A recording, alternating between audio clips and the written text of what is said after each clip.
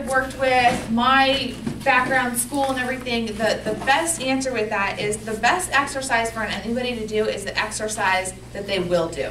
Okay? I could give you the best prescription of, okay, this is what you have to do every day, this is the amount of time that you're going to do it, and these are the results that you're going to get. However, if at the end of the day you don't like what I've written up for you, or it's not going to fit into your routine, or it's an exercise that you just dread, so you last maybe do it for a week but then don't do it any longer, that's not going to be the best exercise for you. So the best exercise that you can do is the exercise that you are willing to do and can enjoy doing. So with that, finding something that you enjoy, something that you could see yourself doing long term. So not just something that you're going to do for the next 3 months while you're maybe working on some weight loss, or for a short period of time while it's nice outside. And then also thinking about exercises or activities that involve other people. Okay? We know a lot of times if you involve other people in any kind of behavior change, it's going to help you be more successful. Creates more accountability. Maybe if you're not feeling like doing that exercise, but you know you're supposed to meet somebody else to do it, a little bit more likely to go ahead and bite the bullet and make sure that you actually show up for that exercise as well. So what I want each of you to do is kind of keeping that in mind, think of maybe 3 exercises, 3 activities, 3 things that move your body that you enjoy doing, okay? And think outside of the box in that doesn't necessarily have to be what we normally think of as exercise. So it might not be walking or going for a jog, or going and getting on a treadmill or a piece of cardio equipment. Maybe it's dancing. You like to dance around the living room, or you like to do ballroom dancing or different things like that. Maybe it is playing basketball or some other activity, something that you enjoy doing that gets your heart rate up. Okay? So think about that. If you want to write it down now, you can. I know we're short of time, so I'm not going to give you a lot of time to think too deeply about that, but we might. You said something about stretching a while ago. We've actually started 7 o'clock in the morning and after lunch every day. Excellent. Excellent. It don't take but not even 5 minutes. Yeah, 5 minutes, get a good stretch in. And we'll talk about why that's so beneficial and so important as well, especially with your guys' job responsibilities. Okay. Something else to keep in mind as far as exercise goes is we do want to increase your heart rate. So there's a little bit of a difference. Bodily movement, your daily activity, your just lifestyle activity is going to be really important. So how much you're moving compared to being sedentary. And some of you have jobs that promote lots of movement and have that built into your day. Others have desk jobs where it's a little bit more difficult to get that daily movement in. But think of wherever you're at now as kind of your baseline. So even if your job requires a lot of moving, if you notice that you still have some high disease risk, maybe you have high blood pressure or some weight management that you're working on, or high cholesterol, even if your job includes a lot of activity, you might need some more on top of that in order to reap the benefits of that exercise, since that's the baseline for your daily. For those of you that have more desk jobs, it's looking for opportunities to get up, move around more, park further, use the stairs, trying to limit your sedentary time, how long you're sitting in a chair for an extended period of time. If you can break that up every 30 minutes or every hour to move around, get your blood flowing, that's going to help for your overall health. But for also cardiovascular health, we want to get your heart rate up. And some of the best ways to do that, interval workouts, there's a lot of information out, and kind of the new thing right now where people are going back to those interval workouts. So short workout where you incorporate some of your strength training and your higher intensity cardio bouts in there. Basically, it's going to keep your heart rate up while doing a combination of the strength and cardio, so you're able to do it in a shorter amount of time. Might not have to spend an hour at the gym and be able to get all the benefits of the strength training, so increasing your muscle mass, as well as the cardiovascular, increasing that heart rate, and working on your heart health there. So I gave a little example of what an interval workout might do, or kind of a circuit workout might look like, where you're doing a higher intensity cardio. So the example I gave was jumping jacks. It could be running up and down the stairs. It could be just jogging in place. Jump rope, lots of different things that you could use for a short burst of high intense cardio. Followed up by some different strength training. And the ones that I listed there are ones that you would do with just body weight. So push-ups, some squats, and some crunches. So you're working your upper body, your lower body, your core, and then you would go back to doing those jumping jacks, getting that heart rate back up again, followed by some of your strength training in between. So that's just an example, but if that's something that you wanted, we could go over lots of different options of different exercises that you could group together to create some workouts for yourself at home. So if that's something you're interested in, just let me know and we can go through those in more detail as an individual.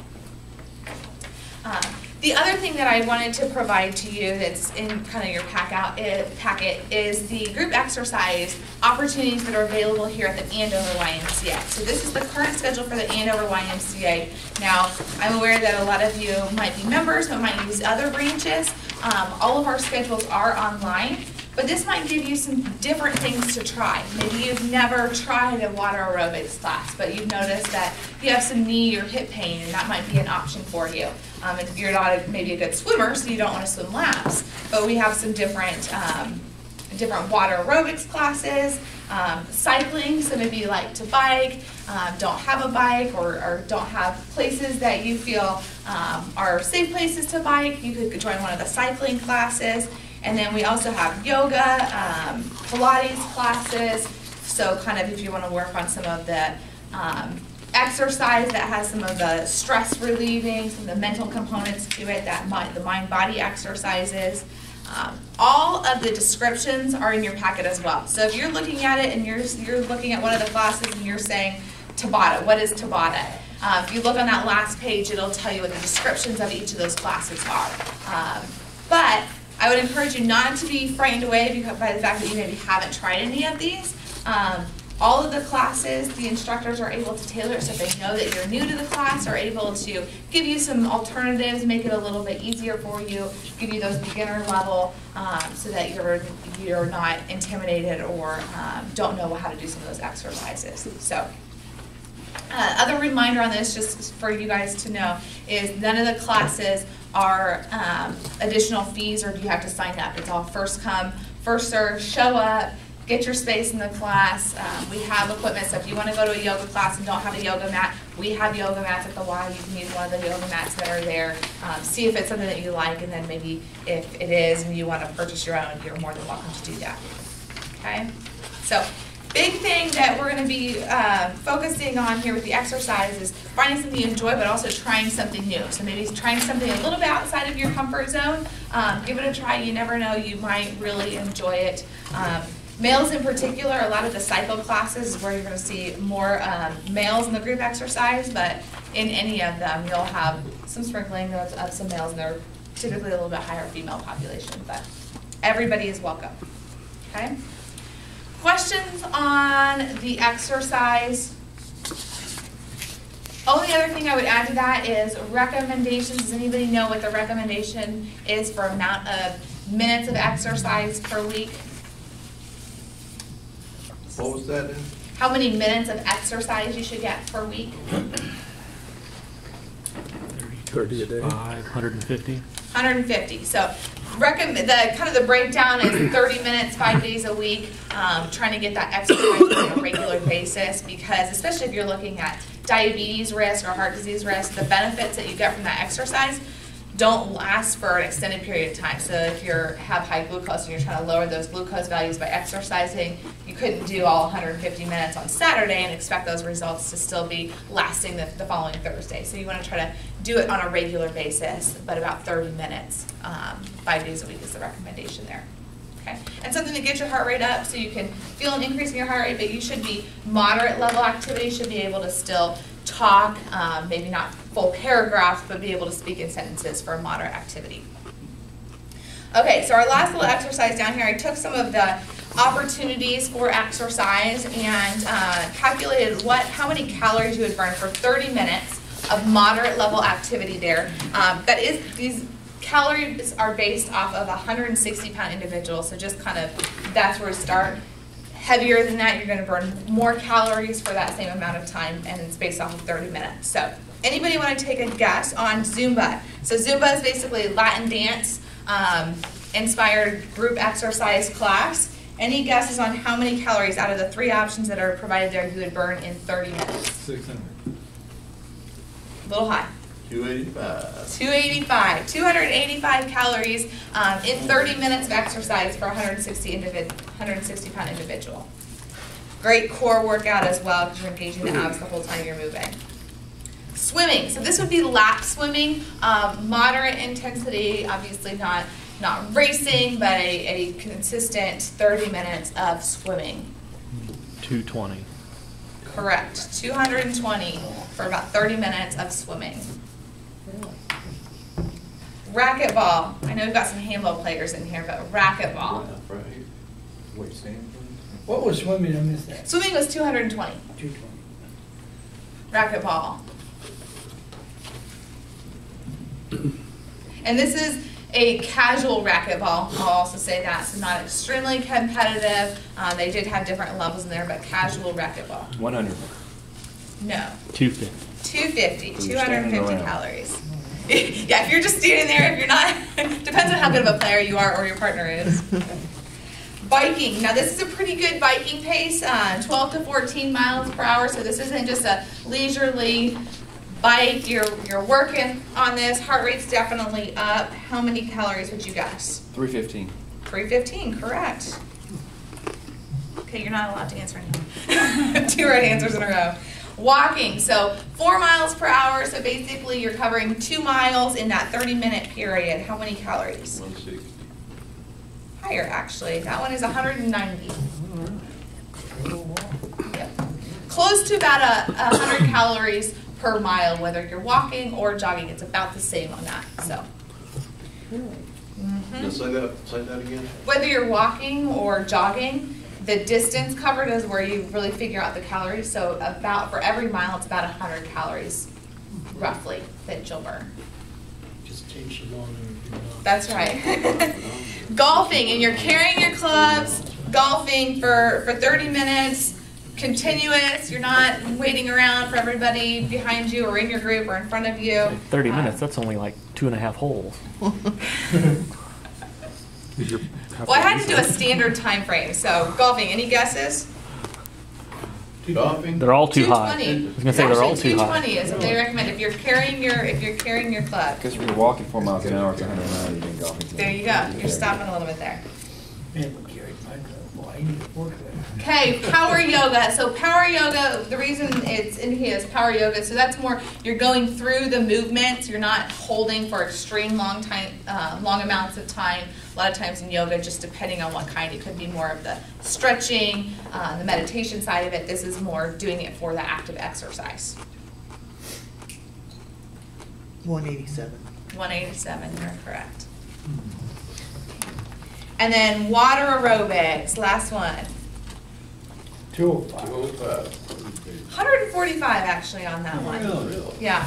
Now, that one it was a general water aerobics, so it would probably depend on what type of water aerobics class you are doing, because I will definitely say from experience, water aerobics classes can be difficult. You're fighting against that resistance, trying to keep your balance and keeping your core tight as well. Okay. Other thing to remember is about 3,500 calories equals about a pound of fat.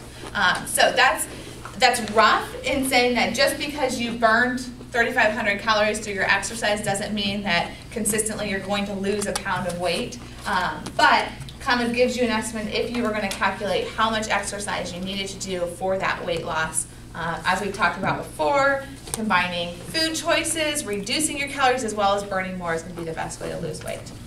Is Okay. it true that if you work out like at night and go to bed afterwards, not right away, but shortly afterwards, that you'll burn calories for a while after you go to bed? With any exercise, if you're strength training, you're going to continue to burn those calories. Your metabolism stays at a higher level for an extended period of time after doing that strength training. So whether you're going to bed or staying awake and doing your regular activity, it does stay at a higher rate and will continue to have an increased We got a metabolic rate. routine at home, and my son do at night.